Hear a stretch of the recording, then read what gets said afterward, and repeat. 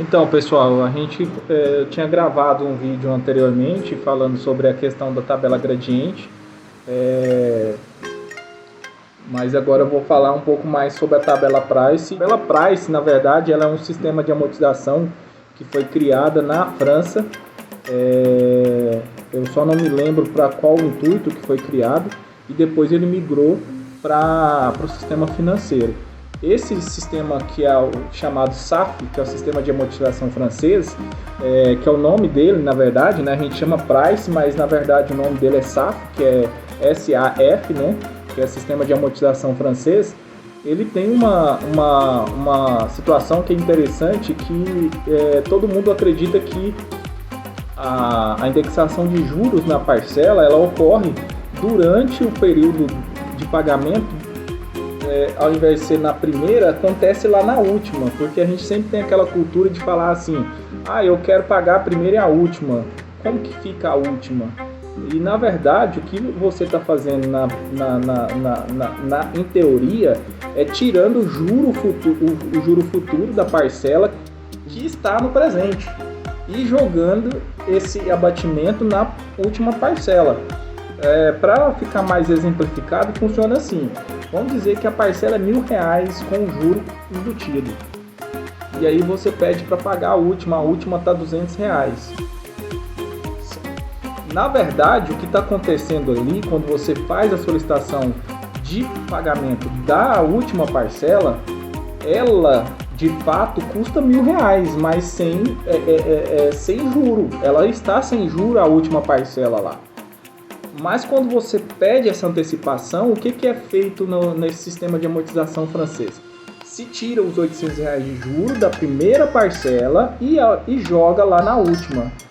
O que isso na prática funciona? Quando a pessoa vai lá e paga a primeira parcela com os R$1.000, ela vai pagar aquele juro sem ela saber, na verdade, né? Ela não sabe, para ela também não faz diferença saber. Ela paga nessa primeira parcela os R$1.000. Na hora que ela paga, esse saldo a mais de juro que ela pagou vai para a última, refletida pela amortização que é feita na hora que você solicita a antecipação da última. Então, assim, não é porque você pediu a última e foi lá e tiraram o juro da última parcela. Na verdade, eles pegaram o cálculo do juro da primeira. E assim vai acontecendo sucessivamente. Então, por isso que a tabela Price ela funciona no primeiro momento para você pagar ela com juros, e esse juro vai reduzindo gradativamente até o final. Então, quando você está lá pagando lá no final, você não está pagando mais tanto juro quanto você pagou no início dela. Então, assim, é muito interessante isso, porque muita gente acredita que está pagando juro do início ao fim na parcela, e na verdade não é assim que funciona. Ela já está com a quantidade concentrada de juro no início, e toda vez que a pessoa paga a parcela lá na hora de pagar, por exemplo, a parcela é R$1.000, o saldo do lote é 100. Na hora que ela paga os R$1.000, não abate R$1.000 lá no 100, abate R$200 lá no saldo. E assim, quando ela vai pagando gradativamente essa parcela, acontece essa diminuição do saldo devedor, deduzindo o juro. O juro vai para o empreendedor, isso aí é um fato. Na questão da tabela Price, eu falo assim com propriedade, porque a tabela Price ela é muito fácil de entender o funcionamento dela. Então, assim, quando você faz a negociação com o cliente na tabela Price, não que você vai chegar a esses detalhes técnicos, até porque na venda não tem que ter detalhes técnicos, tem que ter objetividade. Mas na hora que o cliente te questiona a vantagem dessa tabela, é justamente você explicar para ele que ele pode antecipar os pagamentos e ele vai ter um ganho muito maior na hora de concluir o pagamento do que ele teria numa tabela gradiente, por exemplo. Isso, a tabela Price para o investidor, ela se torna mais vantagem se ele se propõe a quitar também, porque se ele pagar até o final, ele vai ficar igual a pessoa que está comprando a gradiente. Para você entender mais ou menos essa questão da tabela Price, ela funciona assim, porque a gente sabe que a composição do preço do lote vem o custo de empreender o empreendimento, o custo de obra, o custo de implantação, o custo de projeto, tem um custo de registro, tem um custo de infraestrutura, tudo embutido, e vem mais aquele acréscimo que é o acréscimo de mercado. Quando você pega aí um lote que está sendo vendido à vista, e todo mundo quer comparar essa questão, e eu acho que isso não é o caminho para se entender como que funciona o mercado, é comparar preço de um produto vendido hoje pelo particular e o vendido pelo loteamento. Porque se você for analisar, esse lote que o particular está vendendo, o preço dele lá na época que ele comprou era muito menor do que ele está vendendo agora. Então, assim, o que a gente está vendendo hoje, daqui 20 anos, vai ser o preço mais ou menos do que esse cara que comprou, que está vendendo agora, comprou há 20 anos atrás no outro lote. Então a gente não pode comparar o lote de um terceiro com o lote que está sendo vendido pelo empreendedor, porque isso não vai bater, a conta não vai bater. O fulano está vendendo o lote dele ali por 90 mil, você tem 90 mil para dar à vista? Não, então aqui a gente vende um lote com a mesma estrutura, com o mesmo tamanho por 130 mil, parcelado. Porque eu preciso, o dono do empreendimento, você que for... se você fosse dono do empreendimento, você teria que fazer essa conta para você não ter prejuízo. Mas o fulano lá, dono da imobiliária lá, tem um loteamento que ele cobra o preço do lote justo. Será que ele cobra justo? Será que ele rasga dinheiro? Será que ele põe o produto dele para dar para os outros? Ele não coloca. Então, vamos imaginar o seguinte, um lote que custa para o empreendedor 25 mil reais, em Goiânia, ele vai colocar o preço dele de 120 mil baseado no preço de mercado, mais o ganho que ele precisa ter da taxa de retorno dentro daquilo que ele gastou para que ele pudesse fazer esse lote ser performado. Então, a gente está falando de Goiânia.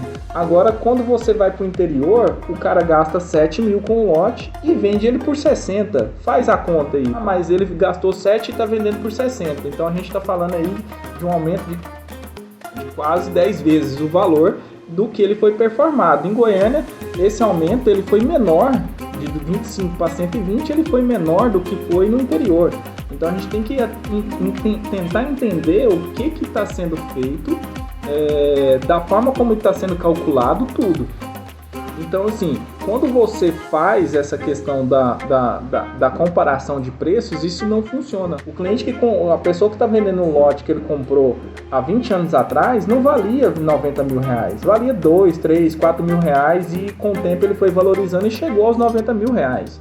Quando você compra um lote na tabela Price, essa questão de você poder antecipar pagamento, de você poder pagar em menos tempo, de incorrer menos juros, indexado assim na parcela, você tem a vantagem de quando você terminar de pagar, você poder negociar o lote com o preço real de mercado. É o que não acontece na tabela gradiente. Eu vou dar um exemplo bem rápido aqui para a gente concluir esse segundo vídeo. Um lote lá no Maria Monteiro, ele era vendido na época a 40 mil, né, quando começou a tabela gradiente, em torno de 40 mil. Teve uma situação de uma cliente que ela comprou o lote nessa situação com o juro de 0,78 ao mês, que dá 9 ponto alguma coisa, se eu não me engano, no composto, 9,38% ao ano, se eu não me engano. Ela estava terminando de pagar o lote. O valor do pagamento que ela estava concluindo, ele bate de frente com o preço que está sendo vendido hoje no Maria Monteiro. Ela estava terminando de pagar, já estava em 90 mil saldo e faltava, se eu não me engano, 5 ou 6 parcelas para ela quitar. 90 mil ela estava pagando e ela já tinha pago a entrada de 2, 3 mil, se eu não me engano, na época. Ela já estava terminando de pagar o lote já 90 mil reais. Qual que é o retorno para ela agora vender o lote?